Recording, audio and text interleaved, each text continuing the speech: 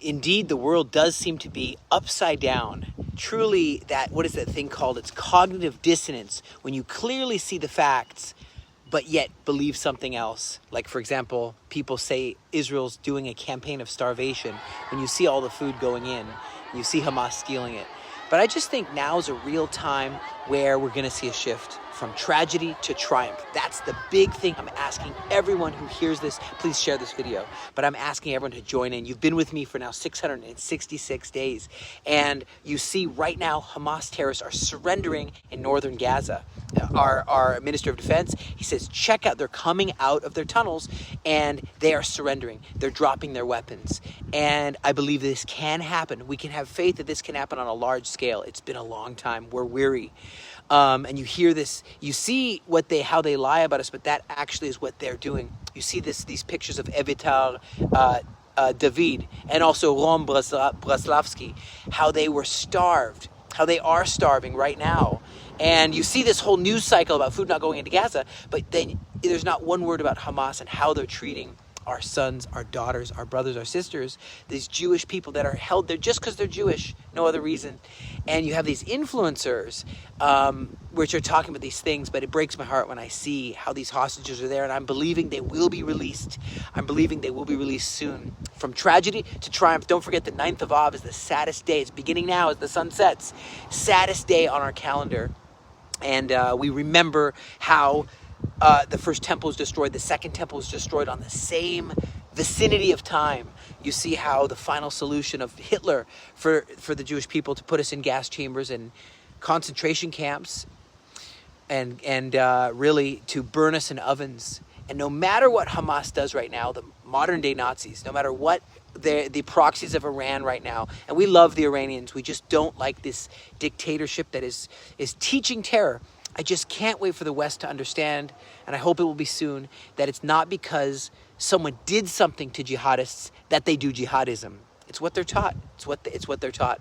And right now you have over 2,000 Iranian clerics calling for killing, assassinating Donald Trump, and saying that is a religious permissible thing, that is a religious order, and a fatwa, essentially endorsing his assassination. And so of the President of the United States, it's just crazy the times we live in. We need to pray. Join us. And in this time, as the sun is setting here, we're beginning total fast. All of Israel, many people in Israel, let's say, are going to be fasting just on water. Me too, until tomorrow night. So join us, won't you? I want to just look for a second to the book of Kings. And you see how the 2 Kings chapter 6, verse 8, and you have the king of Aram, which is Syria. You know, Syria was at war with Israel, and this is so long ago, thousands of years ago. And he kept on, suddenly his plans were continually being revealed. This is part of why I want us to pray. Hey, we need to know where these hostages are. So Elisha, he took over from Elijah, right? In verses 8 through 12, you have continually this Israeli outsmarting Syria. You know, and so every single time that he's about to do an attack or something, you see that Elisha knew, and Elisha says, this is what's going to happen. And so suddenly the Aramean king, he thought there was a spy telling everything. And so the servant says, no, there's no spy. It's just that Elisha's a prophet in Israel, and he knows everything you speak, even in the privacy of your bedroom. And so I'm telling you what, there are things that are beyond just what we see, this grueling war, political positioning. There's things beyond. There's the chariots of Israel. That's what's called, what God's Spirit protecting Israel, his angels.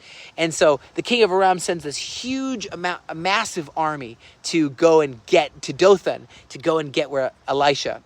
And guess what happens? Elisha says, fear not, for they that are with us are more than they that are with them.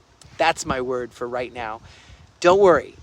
You stand with Israel. You're standing with what's right. You're standing not just for democracy, not just for human dignity and the Judeo-Christian way of life instead of apocalyptic jihadism, but no, you're standing with God's plan and God's will.